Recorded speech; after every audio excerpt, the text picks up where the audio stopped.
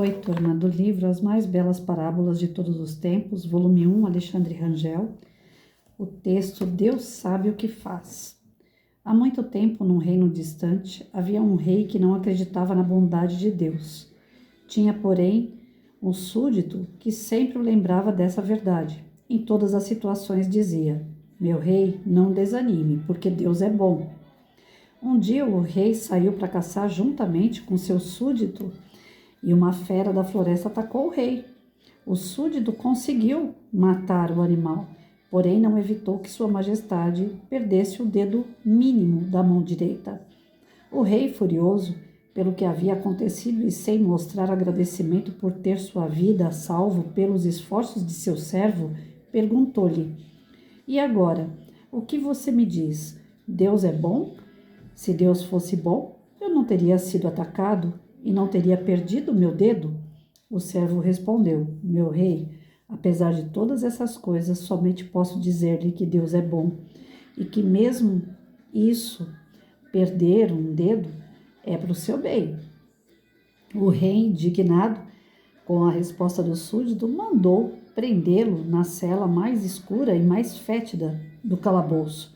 Após algum tempo, o rei saiu novamente para caçar e aconteceu que ele foi atacado, dessa vez por índios que viviam na selva. Esses índios eram temidos por todos, pois sabia-se que faziam sacrifícios humanos para seus deuses. Mal prenderam o rei, passaram a preparar, cheios de júbilo, o ritual do sacrifício. Quando já estava tudo pronto e o rei já estava diante do altar, o sacerdote indígena, ao examinar a vítima, observou furioso: esse homem não pode ser sacrificado, pois é defeituoso, falta-lhe um dedo. E o rei foi libertado. Ao voltar para o palácio, muito alegre e aliviado, libertou seu súdito e pediu-lhe que viesse à sua presença. Ao ver o servo, abraçou-o afetuosamente, dizendo-lhe: meu caro, Deus foi realmente bom comigo. Você já deve estar sabendo que escapei da morte justamente porque não tinha um dos dedos, mas ainda tenho em meu coração uma grande dívida. Se Deus é tão bom, por que permitiu que você fosse preso da maneira como foi? Logo você que tanto o defendeu. O servo sorriu e disse-lhe: meu rei, se eu estivesse nessa caçada, certamente seria sacrificado em seu lugar, pois não me falta dedo algum. Gente, a sabedoria, né, da simplicidade de uma pessoa que tem fé não tem preço. Já repararam que as pessoas que realmente têm fé são pessoas humildes? E por que será que isso acontece? Eu sou espírita e eu passo isso no canal, apesar de ser um canal sobre educação, eu não tenho porquê de omitir a minha religiosidade. Então, pelo fato de ser espírita, a gente acaba acreditando com mais profundidade ainda essa questão da humildade como uma forma de evolução espiritual. Quanto mais humilde uma pessoa é, mais elevada espiritualmente também ela se torna.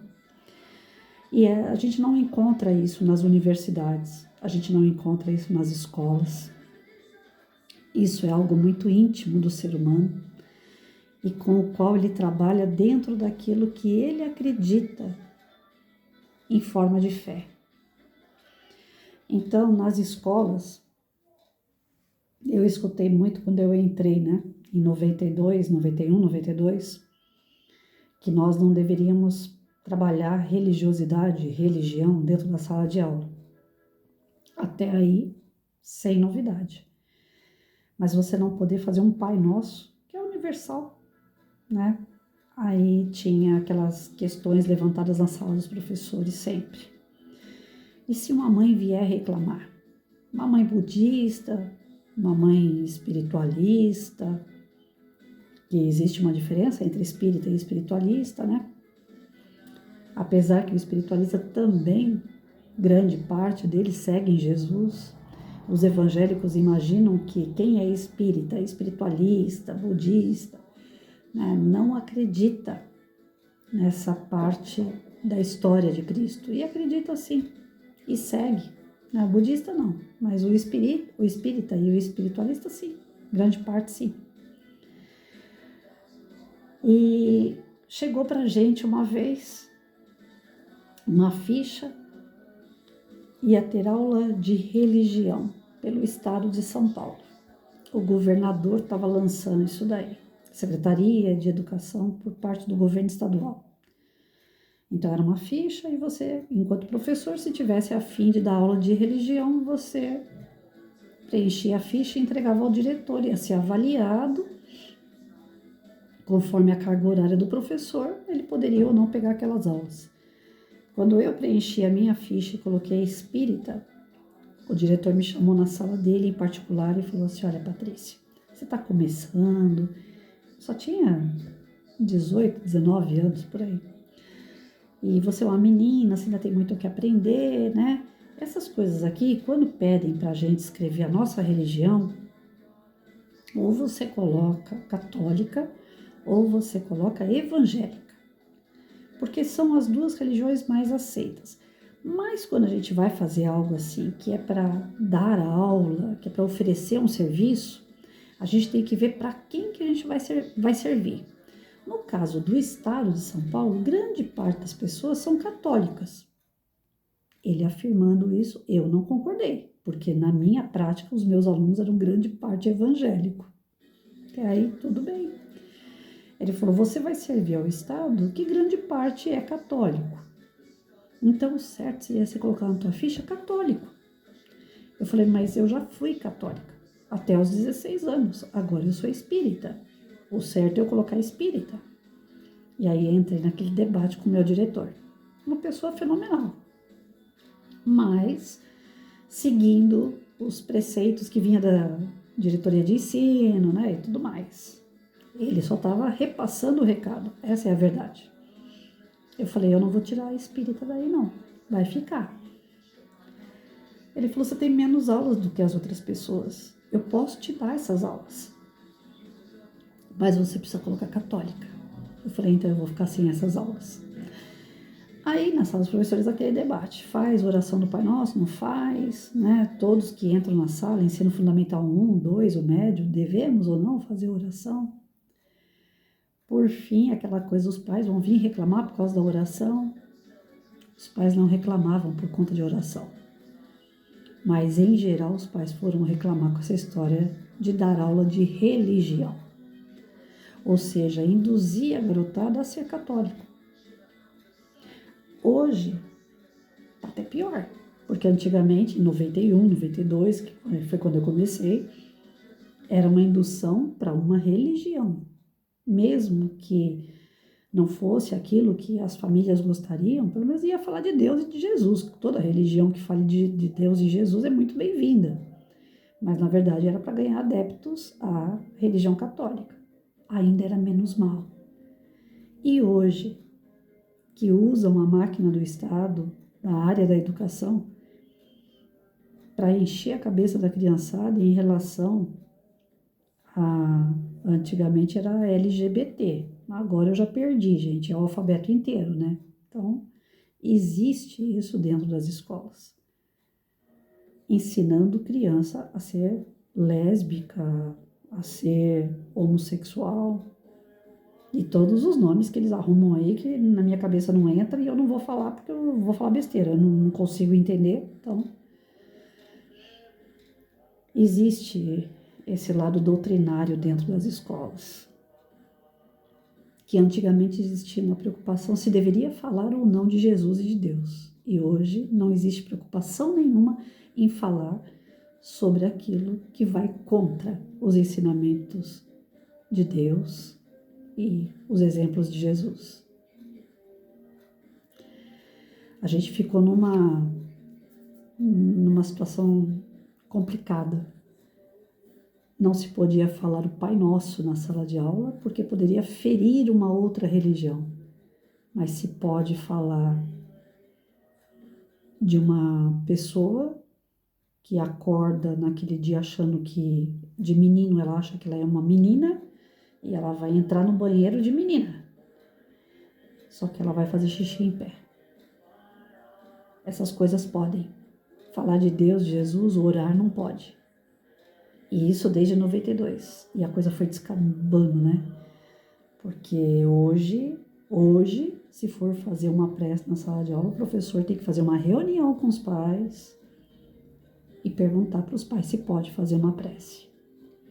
Mas não se faz reunião com os pais para perguntar sobre posicionamento sexual, que alguns anos atrás, inclusive, veio uma cartilha na escola ensinando criança a fazer posição na hora do sexo, criança de 11 anos.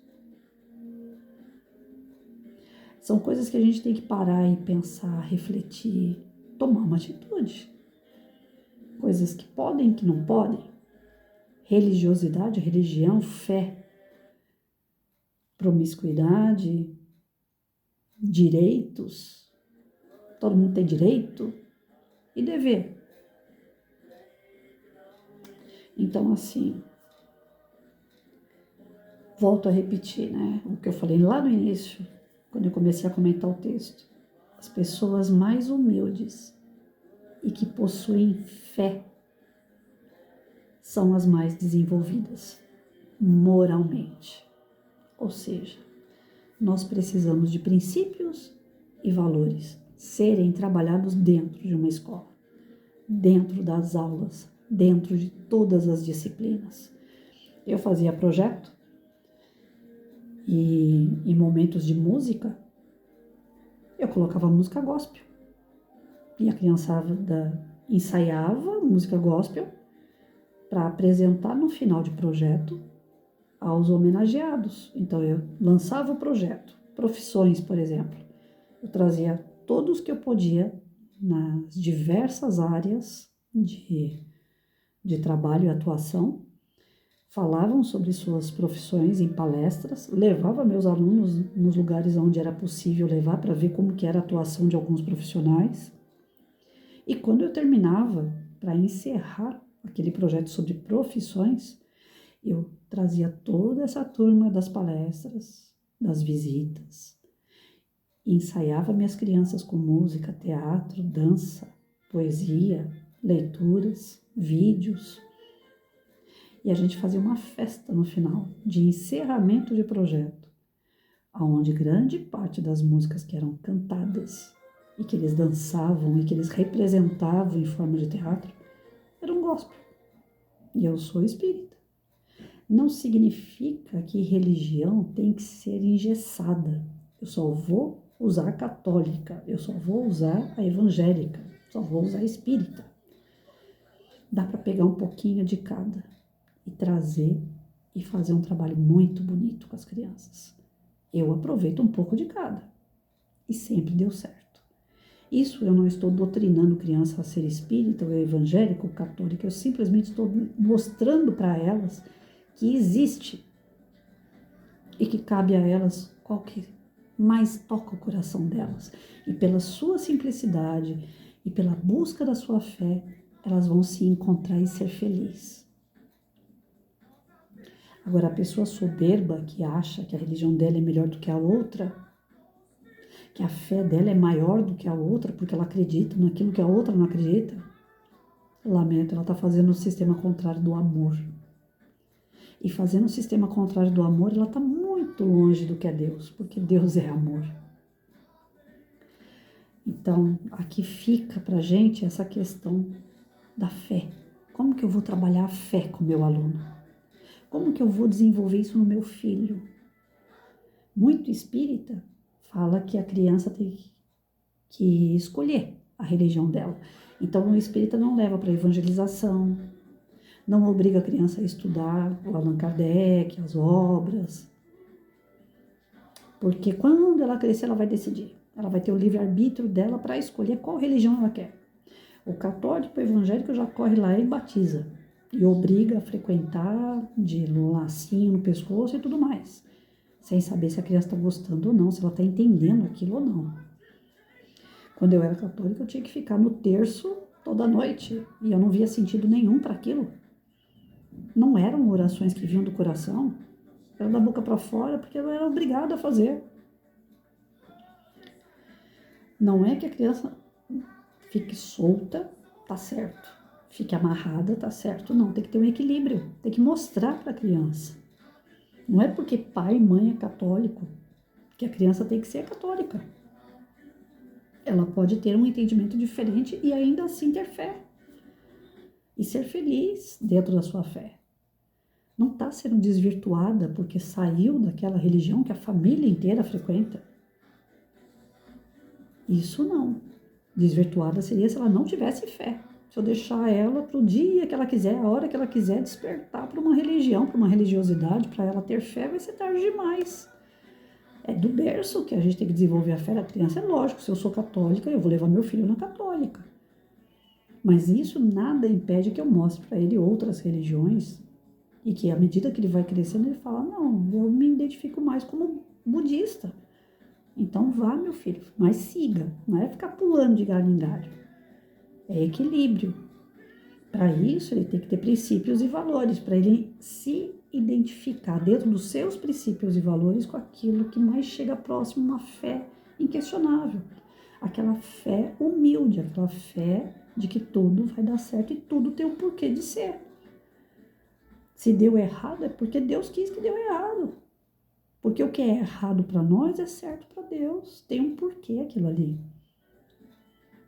Tem gente que só tem fé para as coisas boas. Se aconteceu coisas boas, fé. Se aconteceu alguma coisa que não é bom para ela, ela se revolta contra Deus, ela vira as costas, ela acha que ele é vingativo, ela não quer mais ir na igreja, ela não quer mais conversar com Deus, ela não quer mais fazer prece, porque as coisas estão dando errado para ela. Com coisa que se virar as costas para Deus, se com ele as coisas estão dando errado, imagina sem ele. Então a gente pode e deve trabalhar princípios e valores, norteando as crianças de forma, tanto filho como os alunos, já que a gente está falando num canal de educação, de uma forma que eles vão se encontrando, de uma forma que eles vão se achando dentro daquilo que está neles. A fé está lá dentro da gente, a gente já nasce com ela. A gente só tem que desenvolver. Então, mostrando para as crianças, em algum momento isso desperta. E elas falam, me achei.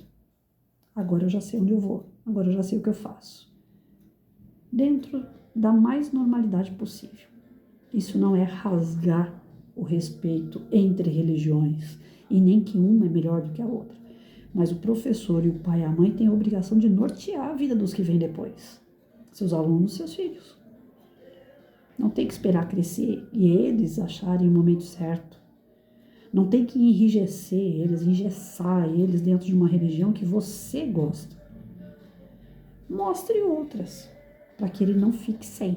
Porque se um dia ele se frustrar com essa religião que ele está sendo obrigado a ir, pelo menos ele tem um plano B. Ele tem uma simpatia para continuar em algum outro lugar. Já pensou se ele não tiver simpatia por nada? Eu não quero saber de mais nada. Com Deus as coisas são difíceis, imagina sem. Então é um texto que a gente pode estar utilizando na sala de aula para isso, para haver esses debates com as crianças, levantar quem tem fé, quem não tem, que tipo de fé é a sua, conhecer melhor o seu aluno, fazer uma reunião de pais com um texto desse, trazer os pais para dentro da sala de aula, posso fazer prece, não posso, vou ferir, se a gente começar todos os dias, eu fiz prece a vida inteira na sala de aula, todos os dias. A criançada chegava, arrumava o material, limpava a carteira, eu limpava minha mesa, arrumava meu material, quando estava tudo arrumadinho, todo mundo sentadinho, bonitinho, agora nós vamos fazer nossa prece. Fazia a prece, terminou a prece, agora nós vamos levantar e cantar o hino nacional, dentro da sala de aula, todos os dias. E eu me apresentava no primeiro dia falando, todos os dias nós vamos fazer prece, todos os dias nós vamos ter hino, todos os dias eu coloco pauta na lousa, vai copiar a pauta, que é para saber o que vai estudar durante o dia. E eu quero que tudo isso que a gente faça aqui chegue nas mãos dos seus pais. Nunca tive nunca, 32 anos na sala de aula, nunca. Eu tive uma mãe na minha porta para falar, não faça prece que eu não quero. Já tive mãe que falou, fiz uma reunião especial no final do ano, eu estava com um aluno com problema de sexualidade muito aflorada, e eu falei que eu ia trabalhar o tema que está dentro dos parâmetros curriculares, que é obrigado a trabalhar, mas que geralmente a gente não trabalha porque a criançada não tem maturidade ainda, então a gente passa batido. Mas aí, como eu estava com um aluno com a sexualidade muito aflorada, eu fiz uma reunião com os pais e falei, eu vou falar sobre reprodução. Eu vou trabalhar a parte de sexualidade, mas não é ensinando posição, não. É homem, mulher, criança, gestação e aborto. Prevenção. Mas eu vou ter que trabalhar pincelando isso porque eles estão numa 4ª série. E aí o moleque chegou, o pai da menina, né? Chegou em mim e falou assim, o problema é só do moleque. Eu falei, não, ele já andou conversando com os outros, já tá despertando nos outros também, então eu vou trabalhar com a sala. Ah, mas eu não quero que minha filha escute isso. Tudo bem, então eu vou trabalhar 3 dias esse assunto, nesses 3 dias você não anda. Ela não tem problema de falta, ela não vem para a escola. Só que eu não posso segurar a boca das crianças. Quando ela voltar, querendo ou não, se o assunto ainda estiver no ar, ela vai escutar alguma coisa. Então é melhor ela escutar de mim, que eu vou trabalhar sério, com respeito, do que ficar escutando paralelo. Não, eu não quero. Então eu não mando a menina para a escola. O pai decidiu não mandar para a escola. Ela não tinha problema de falta, então ela faltou aqueles 3 dias. Infelizmente, quando a menina foi para o Fundamental 2, os colegas tiveram acesso à informação, tudo bem. Ela não teve acesso à informação, ela foi buscar isso na prática. Pior, né? Então a gente pede autorização para os pais e cabe aos pais decidirem o que eles querem fazer. Mas em relação à religião, fé, nunca precisei. Só esse tema mesmo de sexualidade que eu precisava fazer, porque eram crianças pequenas, de 1º a 5º ano, geralmente são crianças de 6 a 10, 11 anos. Naquela época não era nem ano, era série. Então eles entravam com 7 anos e saíam com 10. Aí a gente é obrigado, mesmo estando nos parâmetros, ter uma conversa com os pais para que eles assinem em reunião, que eles estão cientes de que você vai trabalhar o assunto e como você vai trabalhar o assunto. Quando vieram essas cartilhas de posições, eu estava fora do estado, graças a Deus, não chegou na minha mão, mas cheguei a ver, absurdo. Então os pais têm que estar atento àquilo que o professor está dando na sala de aula, porque para direcionar as crianças conforme o estado quer, é 2 palitos. O professor é um mero reprodutor, se ele não tiver filtro, tudo que vem de cima, ele aceita e repassa ao aluno. E os debates que ocorrem por trás dos bastidores, só eu e a minha poliomielite que sabe. Porque eu cheguei a ficar doente por conta dessas coisas. Eu não aceitava muita coisa que eu via. E eu acabei acatando aí uma doença, uma comorbidade grave, uma degeneração muscular, de tanto nervoso que eu passava. Então, para vocês terem uma ideia, que o negócio não é fácil, mas precisa. Os professores precisam se levantar de verdade e trabalhar princípios e valores. Dentro dos princípios e valores, essa questão da fé. A gente pode perder tudo, mas se a gente tiver fé, uma fagulhinha de fé, a gente não perdeu nada, porque a gente vai reconquistar. A gente tem esperança, a gente vai batalhar, a gente vai ter vontade. Mas se a gente perder a fé, pode ter tudo, que é a mesma coisa de não ter nada.